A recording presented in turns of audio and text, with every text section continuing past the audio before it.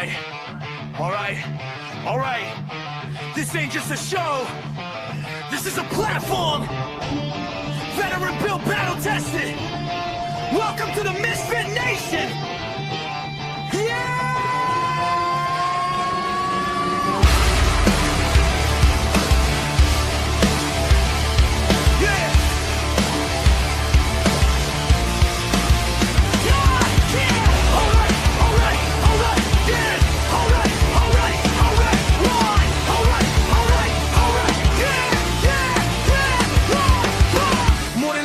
Mic in a room, built from boots on the ground. Now we breaking the rules. 2 vets, 1 leader, painting the sound. Turn scars into sermons, let them echo around. Authors with truth, musicians with fire. Actors backstage, chasing something higher. Entrepreneurs bleeding just to get ahead. If you fought for your dream, yeah, you are what you said. If they told you no, if you still came back, if you fell to your knees but you stayed on track, this is your voice, this is your flame. Say it loud, remember the name. No salvation, just elevation. We rise again. From the fight, to the end. We are the Misfit Nation. No damn labels, no damn cages. If you're still breathing, you belong. Turn it up, this is our song. Yeah, this is our song. Yeah. Veterans standing with ghosts in the chest. First responders running in while the world second guess. Gold star names carved deep in the soul. Your story ain't over, we carry the whole. Coaches teaching mindset, breaking the chain, turning barely alive into owning the pain. Truth over polish, scars on display. If it's real, let it bleed. That's the misfit play. If it's heavy right now, in the dark feels close. If it's heavy right now, in the dark feels close. If it's heavy right now, in the dark feels close. It's Aubrey right now. We're the more than you know. Don't walk alone. Veterans press 1, bring it home. Don't trade forever for tonight. You're still needed in this fight. We are the Misfit Nation, built from scars and dedication. We rise again. From the fight, to the end. We are the Misfit Nation. Every voice is vindication. From the silence to the scream, we're strong. Welcome home, you belong. You belong. You belong. Oh wait, you. Oh wait, you belong.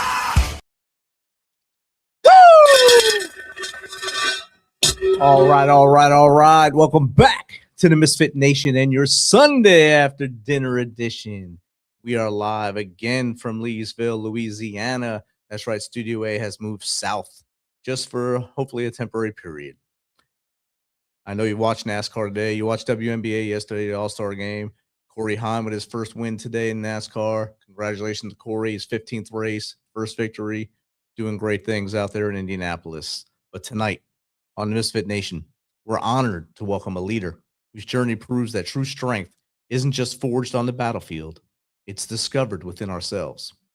Our guest, Sonia Chara, served our nation for 14 years as United States Marine Corps Gunnery Sergeant, leading Marines through some of the most demanding environments imaginable.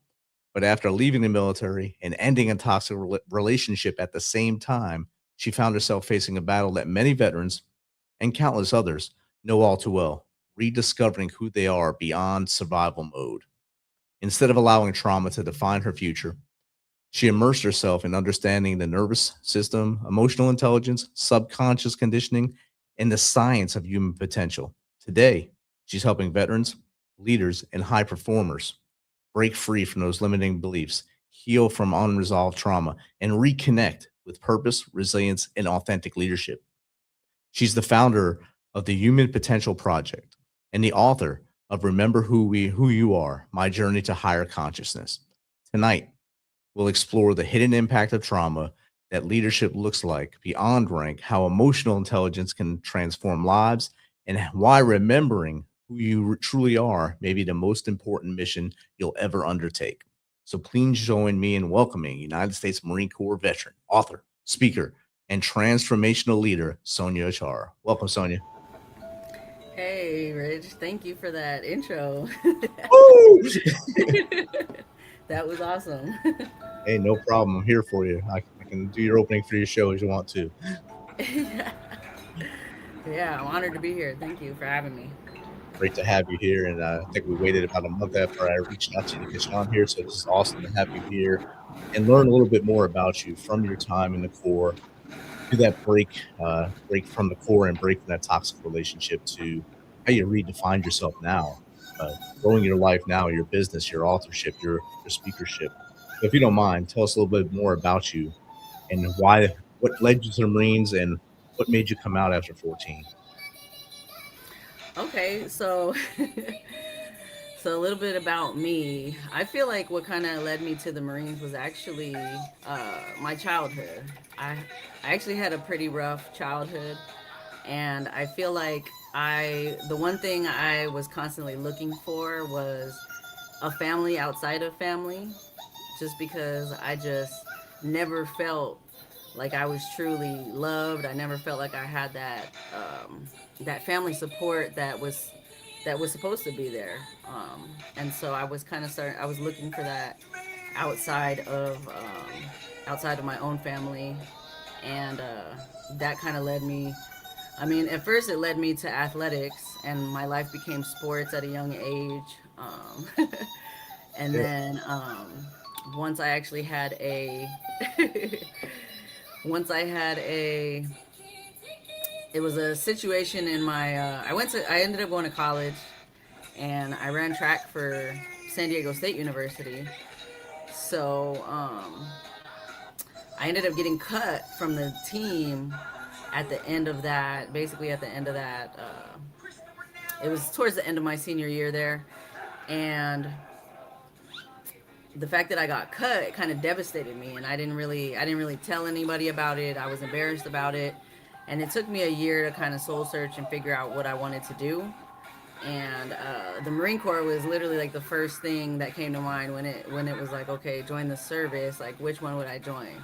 The Marine Corps, because to me, if I was gonna join, I just wanted to join the toughest branch, and I thought I was this badass female that was gonna be able to go in and kick butt. And then what happened? And then once I joined the Marine Corps, to be honest, boot camp actually wasn't that bad for me. I guess I feel like I had been yelled at and talked down to my whole life, so I was like, "Oh, this is not that bad." It's easy. Yeah, I think the only thing that really bothered me was like the lack of freedom. But I feel like I was one of those leaders early on in my platoon. I came in 2010, so it was a female only platoon. And so I actually was one of the leaders that was physically fit. I was probably one of the most in shape females there. And I was kind of there for the other females, like helping others get through it. And that's kind of what helped me get through it too, is just like helping others push through that. But once I was actually through boot camp and all of that, I was a radio operator in the Marine Corps. That was my main job, MOS. And I actually didn't like my MOS that much.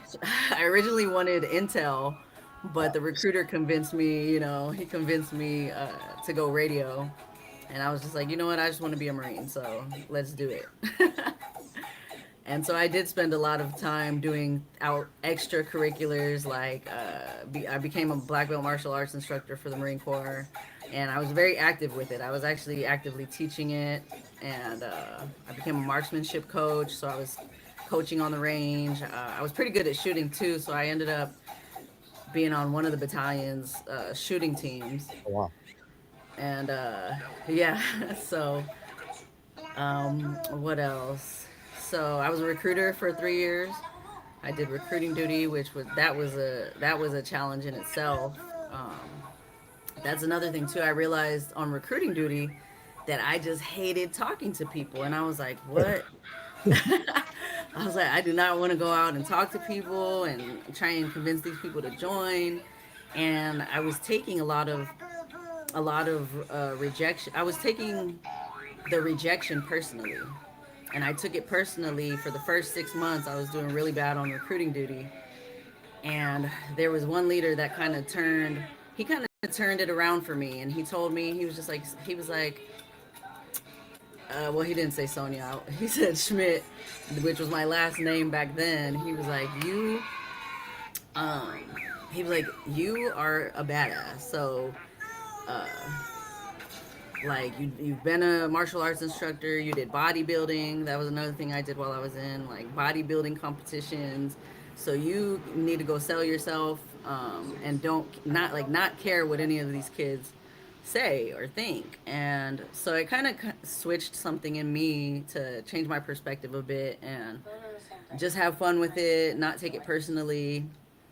And I started getting kids to come to the physical trainings, and I was getting into the schools more and doing combat fitness tests with the kids. So in the end, I was able to. I actually was one of the best recruiters out there in that last year, just because I had done a lot of work in the first 2 years, like getting into the schools and just like training these poolies to become, uh, to be able to get through boot camp. And I was just very, I've always been very like intense, and so like physical training was always my thing, and like slaying them. But then I've also been very like motivational at the same time. I've listened to like motivational speakers like Tony Robbins, Eric Thomas, uh, just different people like that throughout my whole career while I was in. And I kind of started giving motivational speeches to the Marines, to the police when I was on recruiting duty. And that kind of became part of me. I took it back to the fleet and was doing that with my Marines while I was at Ninth Com Battalion. I ended up becoming a company gunny and kind of making my name a name for myself at that unit. And I didn't realize though this whole time I was kind of single the whole time while I was in the Marine Corps, and I kept blaming different things like, oh, it's hard being a female Marine, and when it comes to dating, because everyone's married, and all these different things. But I didn't realize I had a lot of subconscious patterns from childhood that was kind of blocking me. I was hyper independent. That came from childhood. And these are just subconscious patterns I'm naming that I have learned about myself. I obviously became more hyper vigilant while I was in the Marine Corps as well. Um, but I had always kind of been hyper vigilant because I felt growing up as a woman in general, and I know men have their own hyper vigilance. But for me, it was like I always had to avoid certain situations, like dark alleys, just different things like that. Played a part in my life to just kind of keep myself out of situations I didn't want to get myself into. Um, and then it went on even in the Marine Corps and through deployment. I did deploy to Afghanistan once for 8 months, and while I was out there, there was just a lot of. I was on Camp Dwyer, but there was a lot of like hearsay about things that could pop off. And so there was a lot of hypervigilance around that, and just like always being prepared for whatever could come. And like I feel like I was running through scenarios over and over on like what I would do if something happened. Like I have to be there was only a few females on that base, and I was like kind of deducing like, okay, out of all the females that are here, I'm gonna have to be the one to take lead and be like, okay, this is what we gotta do, this is where we gotta go. And it was just constantly replaying stuff like that in my head.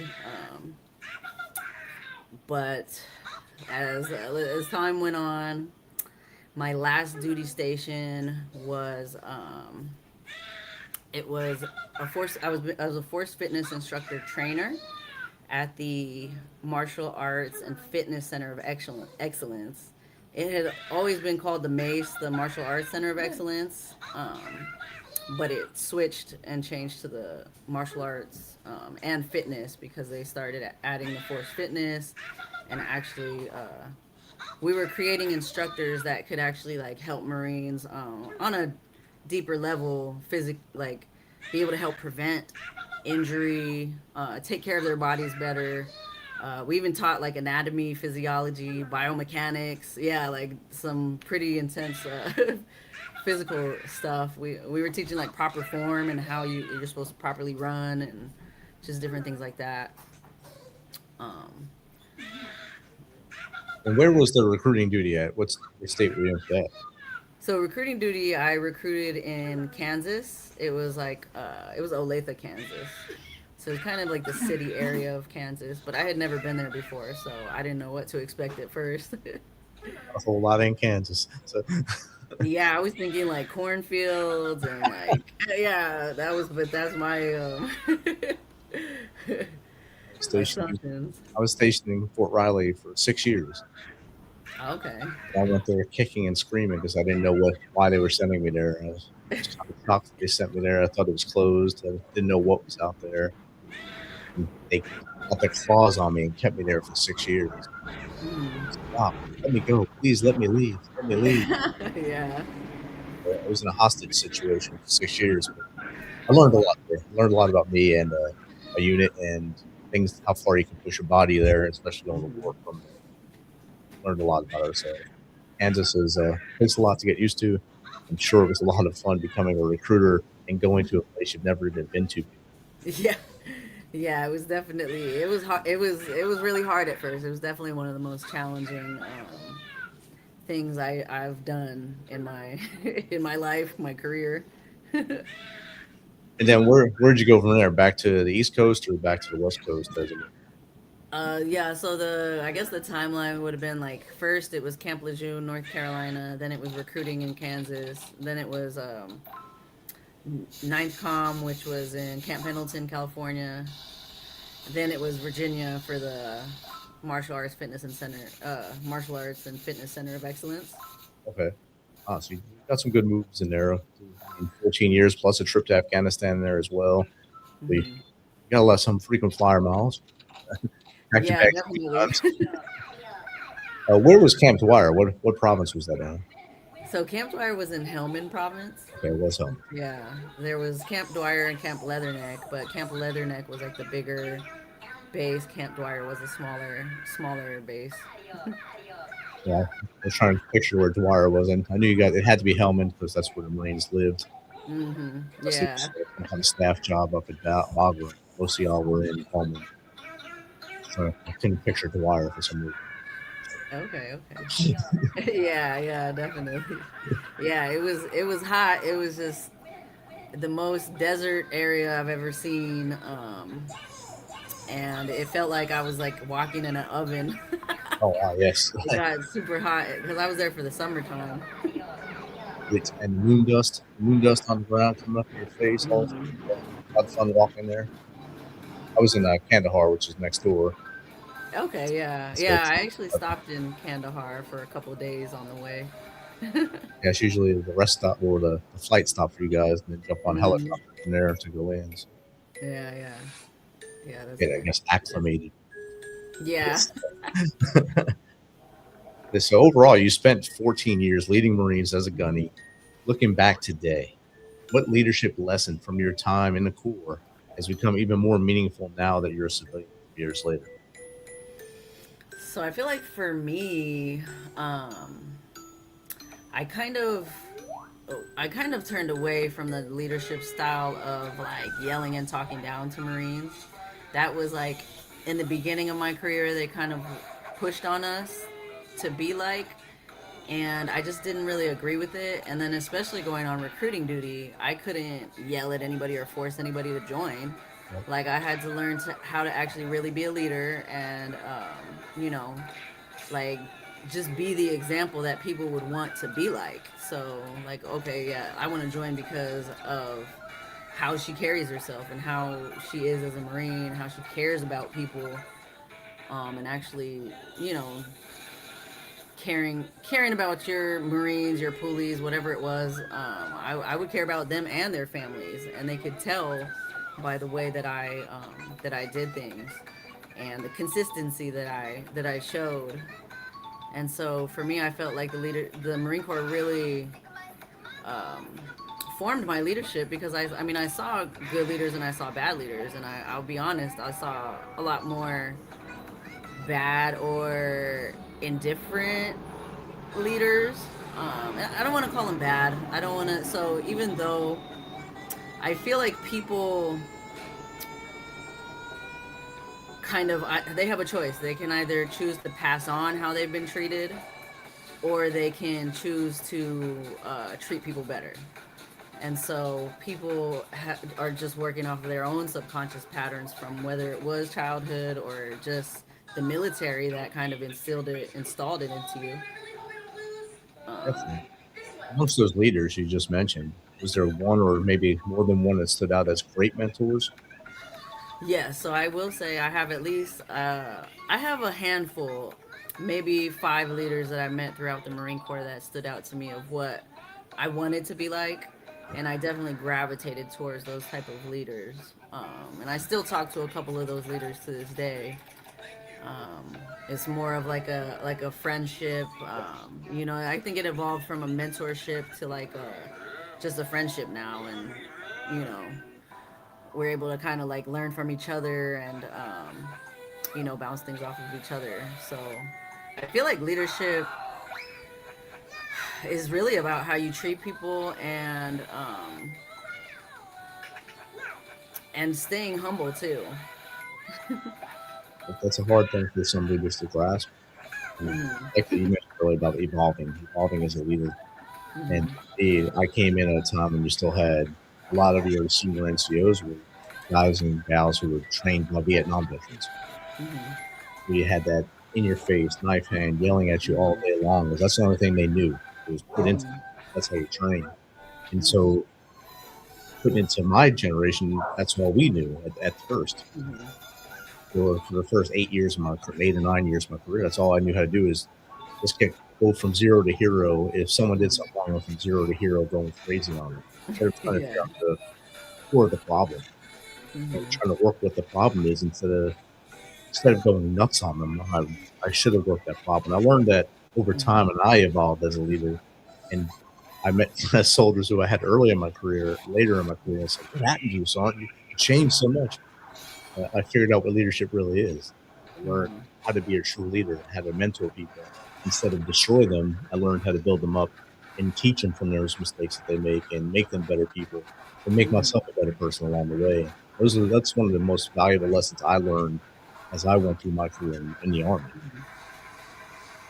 Okay, I love that. Yeah, definitely.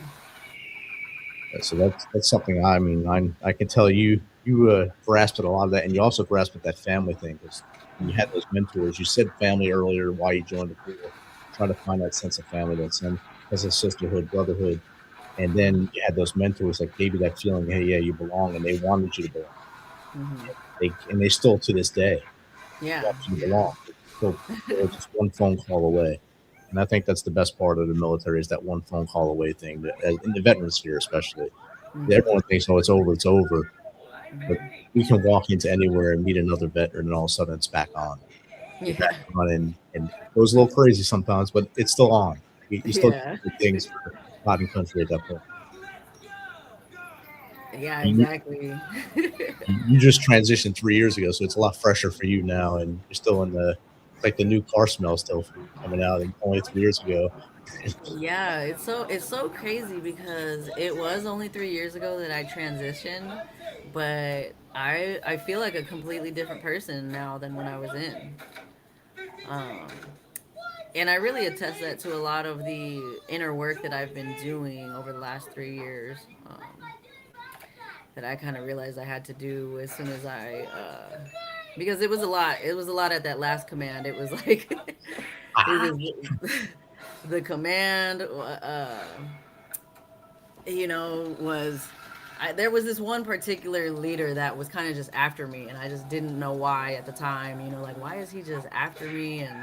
And then I saw that he was like that only towards me after a little while. At first, I was kind of taking it like, okay, maybe it's because I'm a new instructor, so let me just observe and see how he acts moving forward. then new instructors came in, and I realized, I was the only female, and he was treating me different compared to everyone else. And then we had more females come in, a couple more female instructors, and uh, they ended up making him the boss of the force fitness side when he was actually supposed to be only a part of the martial arts side. And so he didn't even know much about what we were teaching. So he would just downplay the way I taught instead of what I was teaching. And the way he did it was just so condescending that at first I was just taking it, and then after a little while I was like, I'm not gonna take this. Like, we're the same rank, and just because you're kind of a billet higher than me, you're not gonna talk to me like this. You can do constructive criticism, and I'm fine with that. But it just became this whole like male versus female thing, and I was trying to handle it in house and just handle it, and he ends up reporting me to the EO saying that yeah, he reports me to the EO saying that I'm harassing him when all I was doing was sticking up for myself and the other females that were there. Wow. um yeah, because he was even showing signs of he was very covert about it. He would only just find ways, basically reasons, to give counselings to the female students, um, or to kind of downplay the female instructors. And so it was just crazy. And the thing is, since he was like highly revered, having being like I think he was a fourth degree black belt instructor trainer. And so they highly revered him. So whatever he was telling them, they were believing the command, basically the CO and all that. And so I ended up getting in trouble for something I felt like I didn't do, and that kind of changed my view for a little while of the Marine Corps. And I feel like at first I had like a kind of like a disdain, but then I kind of realized after leaving that command, getting out of the Marine Corps, and leaving a toxic relationship at the same time, there was a lot of subconscious patterns I was running on that I actually needed to take a full accountability of myself, and realize that those patterns actually kind of amplified those situations. Because now that I know, like, I've studied the brain and the nervous system and how it actually works, we basically we attract what's familiar and not what's healthy usually. um, and it might not necessarily, I mean, everybody's story is different too. So if I had a very unhealthy childhood, then I didn't realize, like, years later I'm attracting kind of like the same dynamics. And so And there's a whole there was a show just dedicated to stuff like that. Oprah, who would oh show yeah. women who just would keep going back to that same relationship over and over. It might be a different person, but it was the Hmm. same relationship over and over and over because it was familiar. It's the thing they Yeah. thought that they wanted. And as humans, we do that. We go back to what's comfortable, where we Hmm. think we're comfortable, even though it's horrible for us. We go to it, and I think that's what you were witnessing in that, and also that I'm pretty sure that that fellow Marine probably never was around female Marines, or Hmm. never really, or had a bad experience with one way earlier in his career, and he took it out Hmm. on everyone along the way. It's a shame that that still happened, even in the 2020s. Yeah, the crazy thing is now that I look back, knowing what I know now, I remember him saying that he had like kind of like mother issues growing up, and then he also said he basically never worked with female Marines before me. I was the first female he worked with, and so he was taking out a lot of his subconscious patterns on me, and then I was doing the same thing. So what I was doing wasn't making anything better, because I was kind of fighting fire with fire. And so now I realize, now I've learned better ways to deal with people that are in their patterns. Um, and I've learned how to kind of get out of my own patterns, and like basically catch my patterns and make a different choice. And I've had a lot of experience because I have to co-parent with my son's father still, And so that situation was very hostile at first, and it was very a high conflict divorce situation. And I've actually with I attest definitely to my inner work. Like it's to a place now where um, we can co-parent healthily for our son. You know, we're able to, and I heard I had to learn how to set a lot of boundaries because I had never learned that. Like growing up as a child, my boundaries were consistently like pushed over, so I never learned how to set boundaries or even what boundaries were. And so this situation kind of taught me how to better set boundaries. And I look at everything now as like I'm thankful for the situations that I went through now because I see the learning lesson from it all, looking back at it. Definitely. And I think when I was reading your bio and your website, you mentioned survival mode a lot. And I think that's kind of what we were just talking about. You were doing things, just staying within that zone, staying with that comfort zone with survival mode because you learned it at an early age to be a survivor and Hmm. got through the core as a survivor.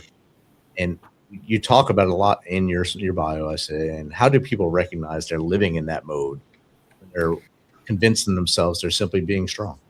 Hmm. Yeah, so it's hard to know that you're even in it because I didn't know I was in survival mode my pretty much my whole life. And it really starts with like are you constantly beating yourself up? Are you constantly worried about bills? Are you constantly worried about a relationship or what they're, what the other person's doing? Like all these different things can put you in that fight or flight mode, which I call that's what like survival mode is when your body goes into fight or flight response, but our bodies aren't meant to stay in that in that response. Like the funny thing is that animals instinctively know how to get themselves out of the fight or flight mode. They just shake it off. They shake the energy off basically once they're finished. But humans were never taught that. So now they're coming out with a lot more science to actually show like, hey, like everyone, we're all made out of energy. And um, basically when we suppress emotions and when we are constantly replaying the same trauma situations out in our mind, our body is stuck in survival mode and it creates disease in our body. And we're meant to like release them correctly. Like there's a lot of different things, a lot of different tools and ways to release this energy. Like anytime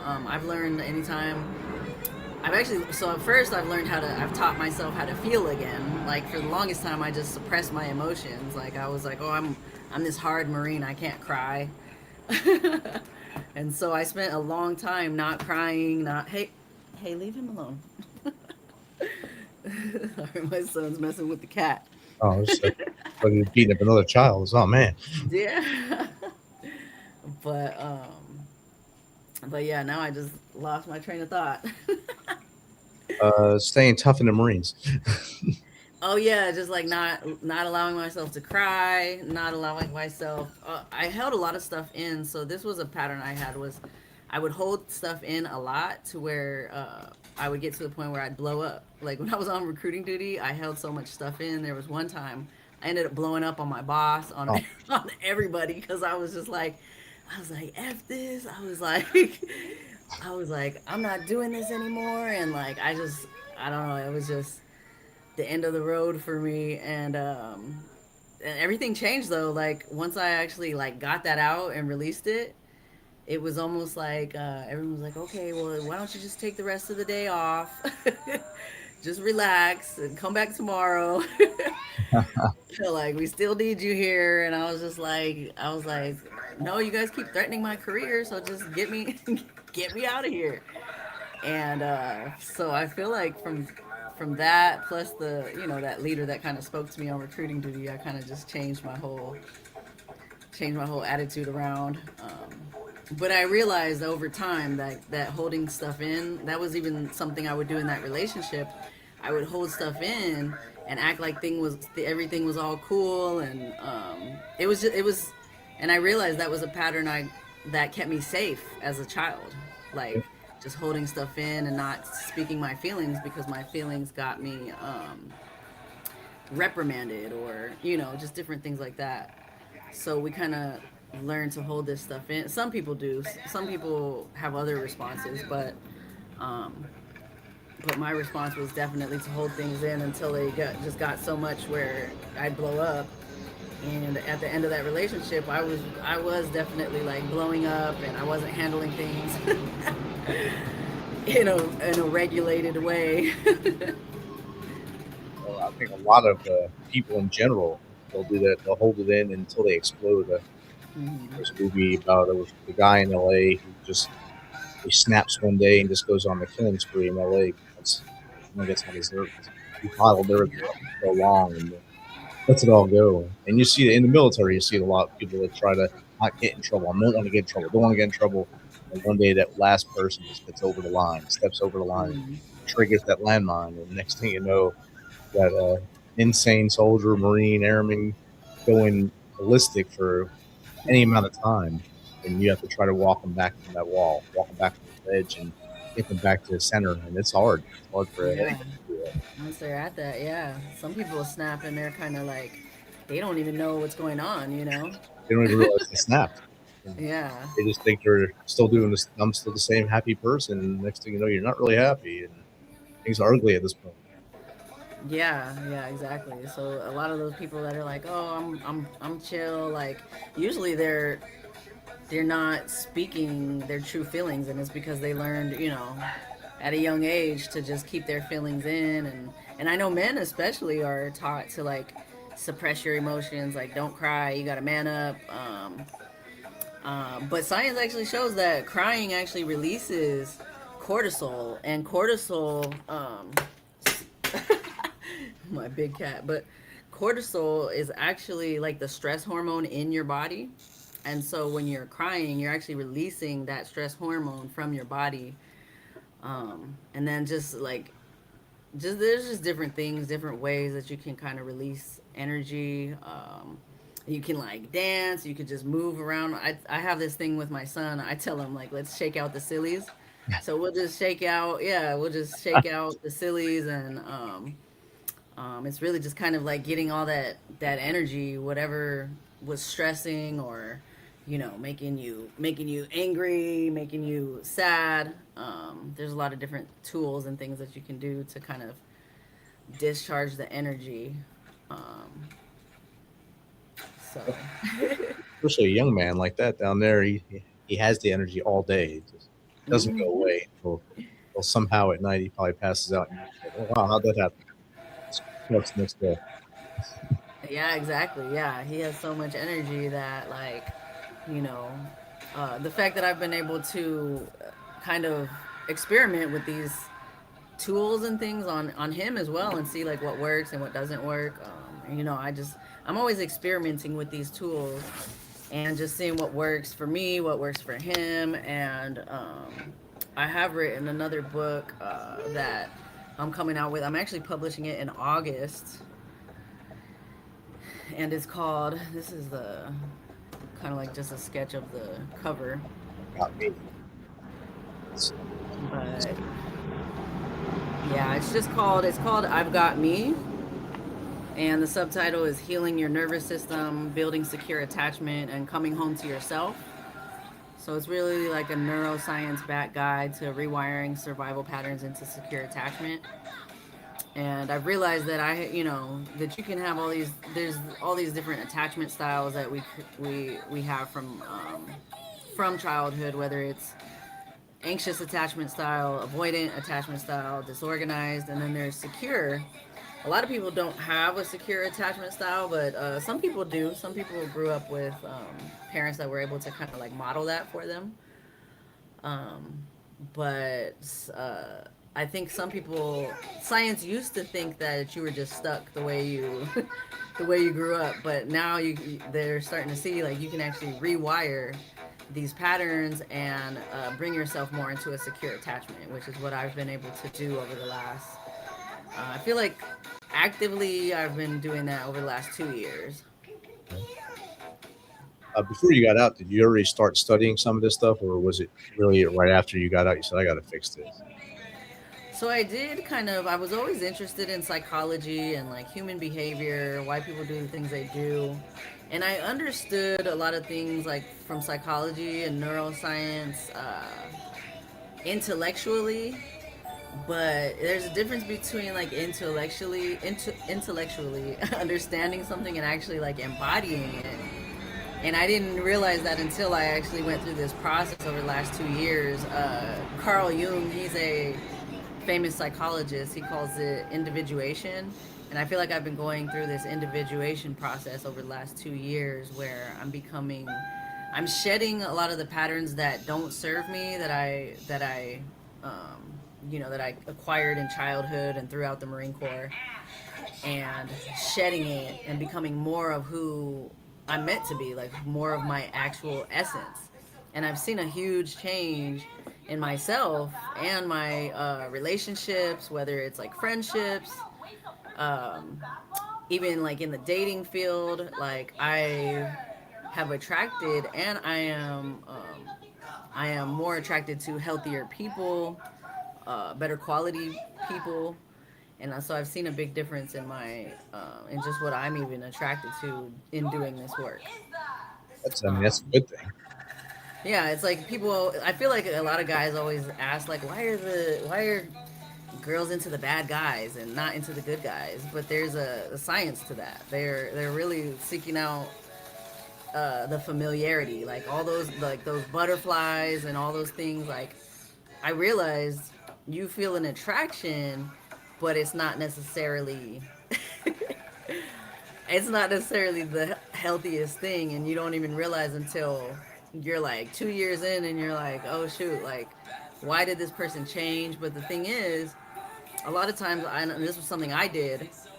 A lot of times we romanticize, where we see somebody as a higher version of who they are, but we're not staying in the present moment to see where they actually are. So after a couple of years, that true version comes out, after the honeymoon phase and things like that. Um, but it's also possible. I've seen two people build secure attachment within each other. Um, like my sister and her husband. I don't think she even knew that. I don't think she knew that she used to be like a disorganized attachment style, and then she just ended up through, dating a couple people, and then meeting the person she married. They were able to kind of build that secure attachment with each other. Yeah, I think it kind of goes back to like what we talked about earlier with relationships, where people just go back to that same person, even though it's not the same human, but the same Mm-hmm. dynamic. And then, like you said, 2 years later, you're still wondering, well, how did I get in this situation again? Which Mm-hmm. you weren't deviating from any of the plan. You haven't Mm-hmm. deviated from the plan that's in your head. You have to go with that one person. You have Yeah. to go with that guy who drives in the bad car and smells bad and lays back in the seat all day long, and you and then want you to drive. And Yeah. Yeah. going with the same person, and then wonder why you're not getting any respect in your house or things. And then I'm going to go to this next guy, and it's the same dude, just different clothes. It's Yeah. Yeah. Exactly. never ending loop. It's a bad loop, horrible loop. Yeah, it definitely is. And I have heard of some people going through that loop many times before they finally, like, changed up the things they were doing um, to find a healthier relationship. Hopefully, everyone can find that healthy one and not kill themselves along the way. Yeah, yeah, Got a couple exactly. I questions know from a lot of military members. I feel like a lot of military members just had rough childhoods, and so a lot of military members have bad relationships. All these divorces are high in the military. So there's a lot of subconscious patterns that people are running on that they don't even realize, and honestly, from what I've learned too, is like uh, you can't force somebody to see their own patterns. Like they have to be ready for it. you got to be ready for change, and if you're not ready Mm-hmm. for it, and it's just like in the veteran sphere, you can't force someone to go get mental health help unless they're ready. You can tell them Yeah. all day, you can tell them all day these stuff's out there, but they're not going to go get help until the light goes on up here and says, "Hey, maybe they're saying something for a reason to me. Mm-hmm. Maybe I do need help. Maybe they do want me to be around for a long time." And then that's when the switch comes on. And it's the same thing with the relationship side. Maybe people are Yeah. doing this for a reason. Maybe they see something I don't see because you're in there. You have blinders on, really, when you're in those bad situations. Yeah, you definitely do. Yeah, I have no judgment at all towards people because I know I was in I was in that boat for a while. Like for the longest time, I didn't seek help. I didn't go to therapy or anything because I thought I was fine. I thought I was fine. I was like, well, I didn't realize like things could be better. Things could be better, and I was kind of in denial of my own patterns for a long time. Um, but it definitely, like, sadly, it takes like a crazy situation sometimes or a bad situation for people to wake up and be like, wow, okay, You need to how try do some I get myself like how did I get myself in this situation to begin with? And again. How do I get this? yeah, yeah. Why do I always go get strawberry ice cream when I hate strawberry ice cream? I don't know. That's the Yeah, story. exactly. I don't know. We got a couple questions from the audience for you, so let's see what they got for you. Okay. This is from at Angelia Ball. What advice would you give to family members trying to support a veteran who refuses to talk about what they're going through? Thank you, Angelia. Yeah, thank you for that question. That's a good question because a lot of people don't know what to do. And a lot of the times they don't want the help. And so the best thing that I've learned to do to a veteran that needs help is just to keep letting them know that you're there for them. And honestly, compassion is the biggest thing. Having compassion and even just being a compassionate listener can help any veteran that's going through stuff out there. And I know some people don't want to talk about what they went through. And the honest truth is, you can't force people to tell you. You can't first force people to tell you. You can't force something out of somebody that they don't want to say. So all you can really do is like just let them know that you're there for them, and even show through your actions um, that you are there for them. And and eventually they might end up telling. But I've found that when I get with veterans, when I share my story more vulnerably and am able to speak from now I can speak about the things I've been through without an emotional charge because I've dealt with them, I've faced them, and I ignored them for the longest time. And so now I can speak when I speak more honestly about the things I've been through. I've seen more veterans actually like um, open up to me.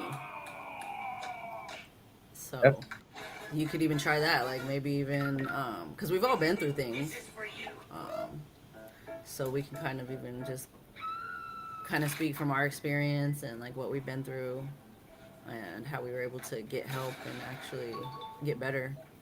Come out on the other side a little better. You mean not going to be perfect, be a little better, and Hmm. a better mindset moving forward. And I think you Yeah. hit the nail on the head there. If you share your vulnerability, if you're going through something, trying to get someone to share theirs, if you share that you're vulnerable, share your story, usually that breaks someone's wall down. To maybe open up my heart and say, "This is what's wrong. This is what's going on with me," and I do need to reach forward and listen to you. Maybe I want to stay with you a little longer. Things like that. Hmm.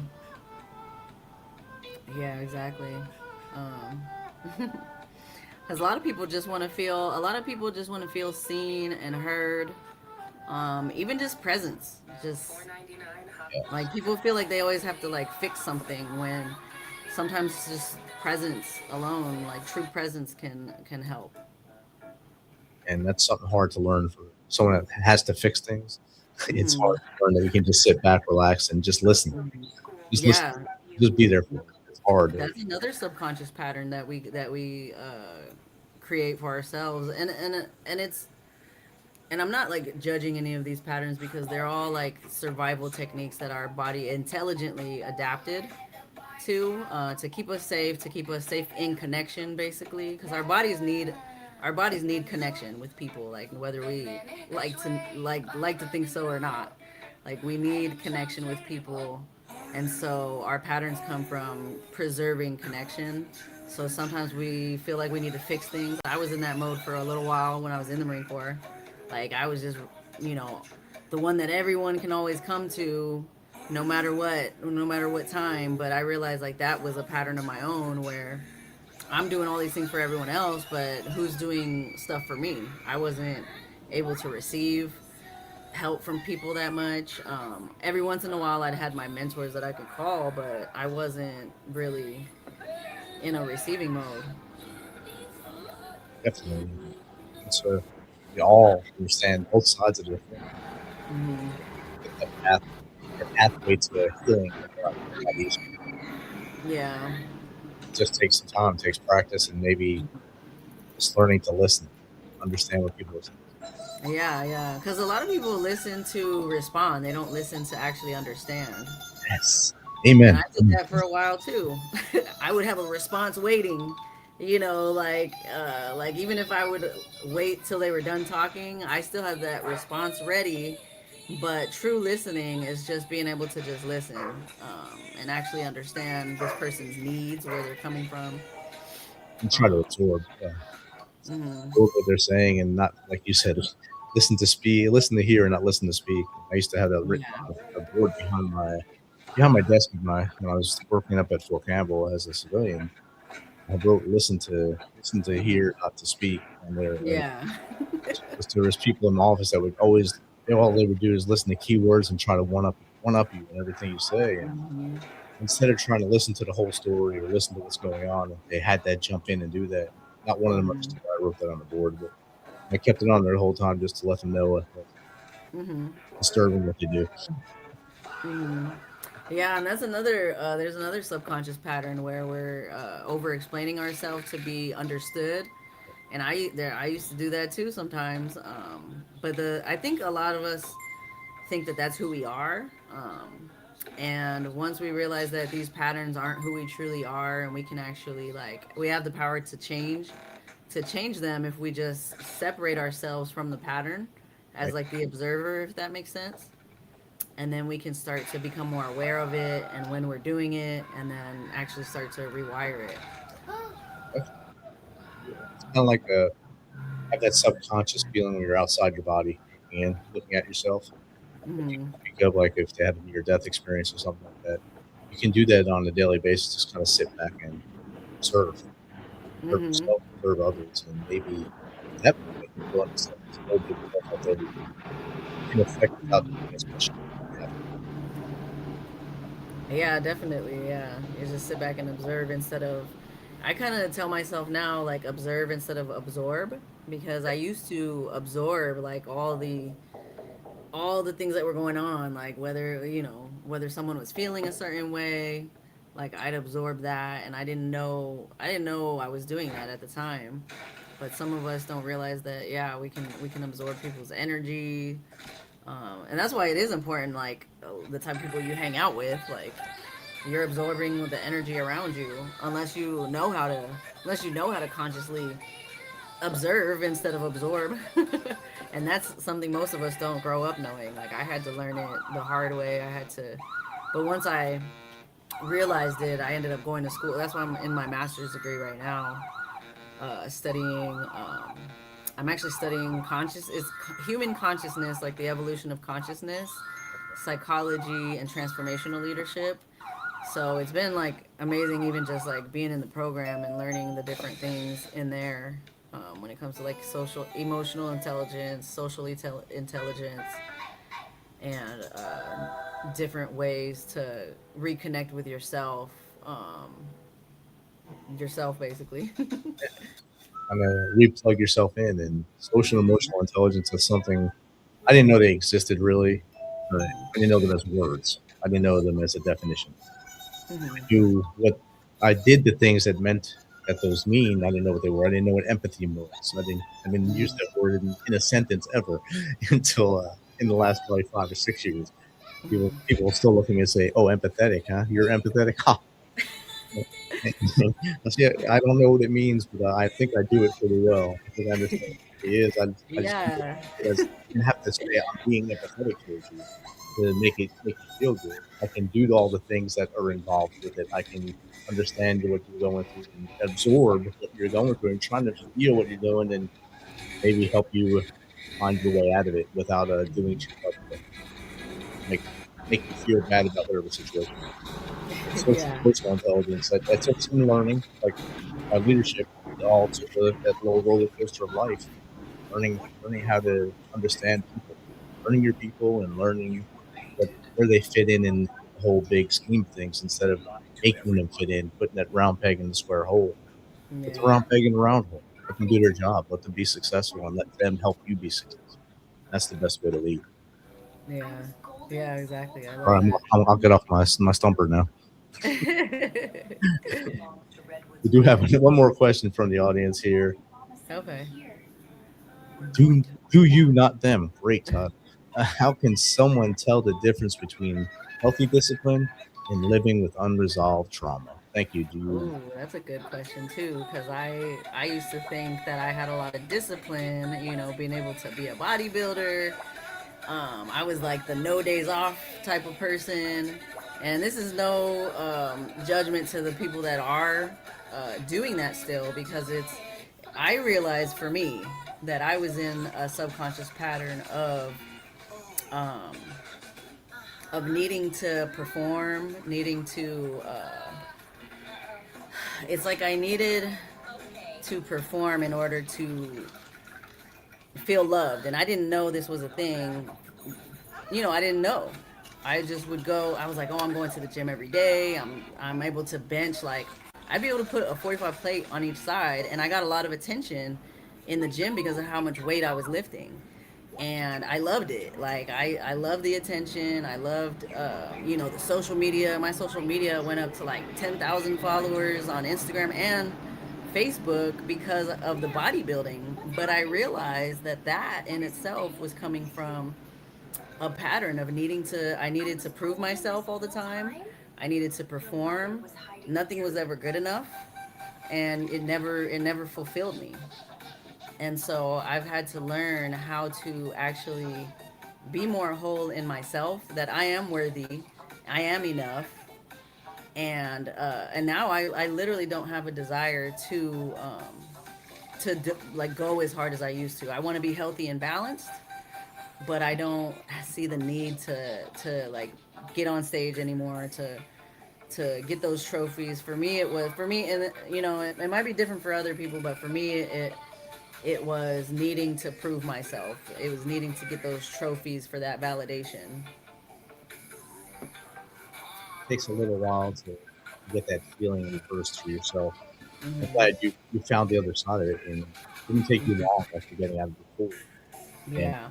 and those 14 years plus the years before that and growing up, you Yeah. have a long time to have all this stuff eating you up inside and trying to figure things out. So all of Yeah. a sudden, now 3 years after the core, you found this. Hey, look, there is a better way. There are better things Hmm. out there. And studying, of course, being a life learner helps you out as much as possible. 'Cause if you're not learning, you're kind of fading away. You got to keep reading, keep learning, and you going for your master's program now. That's going to help you even more. It's going to help your son more because, Hmm. like you said, you experiment on him. So Yeah. it's going to help him as he grows up as well as he goes into school. And now you can tell his teacher, "Hey, try this Yeah. Yeah. when he's doing X. Try this." And Yeah. Yeah. Exactly. so So I realized that feeling of not being enough and having to prove myself came from childhood. Like, at least for me, it's not me judging my mom, because I understand now that she only knows what she was passed down to her, and she didn't have the tools. They do have People do have choice to want to change, and that's on them. But my mom basically instilled in me that I was never enough. Like I was never enough. Nothing I ever did was right.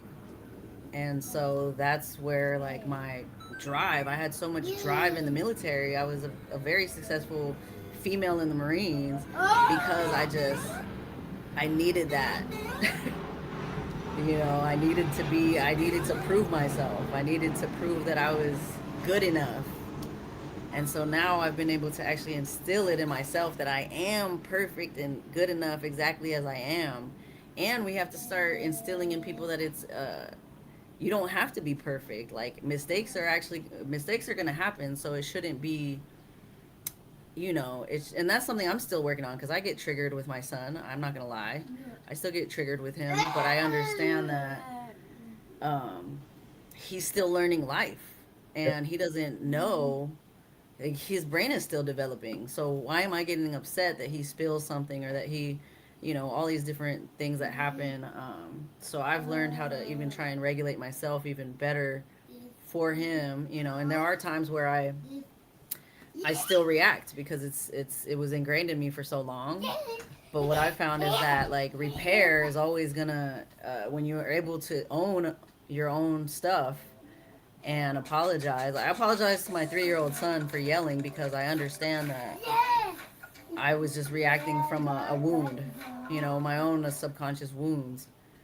And so I apologize, and we're able to, like, connect like quick, instead of like me just holding a grudge because he spilled something. Remembering it till he's 18. Yeah, yeah, exactly. Like, there's so much, Think something on him. and there's a lot of stuff that people go through that they're unconsciously taking out on their kids. They're going through things on a daily basis, whether it's like worrying about bills, relationships, and then they're taking it out on their kids and not even knowing. And that's something that'll just keep that cycle going forever Mhm. until they realize that they're doing it and kind of break the cycle. And like what you've learned how to break that cycle. You're starting to break it with them as well, so they understand it. Mhm. All right, so our hour has flown by, Sonia. Yeah, yeah, We've had entertainment in the background. We had cats. We had everything going on tonight.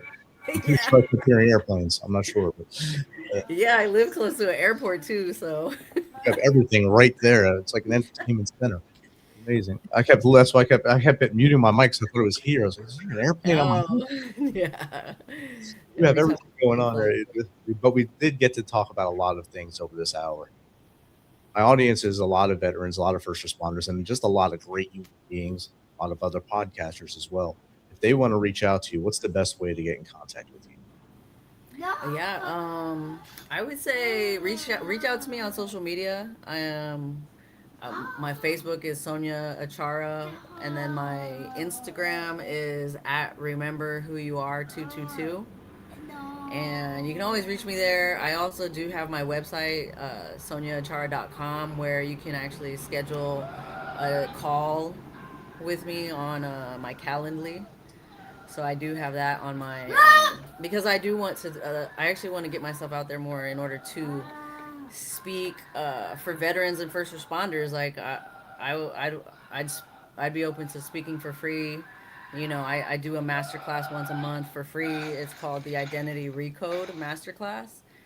And that's basically what I would be speaking about, all these subconscious patterns, relationships, and how to rewire the patterns is what I speak on. So I would definitely do it for free to just get the information out there. Um, right now, I'm kind of just focused on veterans and first responders. Yeah. Um, but yeah. Make sure you check out those Instagram, Facebook, TikTok, everywhere. We got all of the information throughout the show in comments. So I've been there and associated on the banner. But no, you don't have to chart it. It is. On your last question I have for you. What's 3 things the Misfit Nation, our audience, can start doing tomorrow to be better people? So 3 things that we should start doing tomorrow to be better people. I would say, one, like, start taking accountability for your own actions and your own feelings. Because a lot of us think that, like, somebody else made us feel a certain way, but normally these feelings are coming from unconscious wounds that we could be looking at. Um, like, humbling ourselves for sure. And then definitely, like, you are more powerful than you know, and a lot of times we are giving away our power by blaming things and other people. And when we start to realize that we have a lot of power when we change our inner states, we're able to change our inner states. We'll actually be able to see a big difference in what's happening around us in our relationships, and able to actually connect more in a more meaningful way. Pretty good work. Take accountability. Be humble. There's you do have that power to when you think in this house, hanging out with us, sharing your knowledge. Yeah. I'm sorry, I didn't hear the last couple of things you said because my son. Yeah, a little louder. But I heard be humble. I do feel like humility is a huge thing, because a lot of us tend to get more. And I've done it in the past. I've been egoic, like I've been in my ego, and all of us do it because we all have an ego. We all have a kind of like a higher self, I would call it. We have our higher self is more compassionate, more loving, more humble. And so when we can start to even speak to ourselves in a more humble way and speak to others, we can start to, I feel like I wasn't able to show love to people until I was able to love myself, you know. That's usually the first step. And really help others yourself. Sonia, thank you again for hanging out tonight. Thanks for giving me the entertainment. And I look forward to seeing the great things you do in the future. Yeah, thank you for having me. It was definitely a pleasure. Thank you. All right, Misfit Nation. Hope you got some tonight. Had a great time with Sonia and learned. Take some of the information they gave us, eat it, hold it like it, and then do something with it. Remember, if the darkness is coming in on you, stop. Take a breath. Phone a friend. Reach in your wallet. Dial 988. Ask for help. Reach in there and talk to those people that are on your wallet. Those 3 names. Talk to them and say, hey, I want to be here tomorrow. I want you to be there with me. And they want you here too. Because the day tomorrow with you is 100% better than one without you. Till next time, be humble, stay hungry, and keep hustling. Because we are.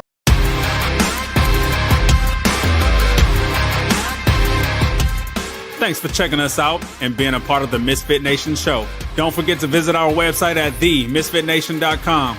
That's themisfitnation.com. Check out all our past episodes and get some of the great Misfit Nation gear for you and your family. As always, be humble, stay hungry, and keep hustling because we are Misfit Nation. Misfit Nation.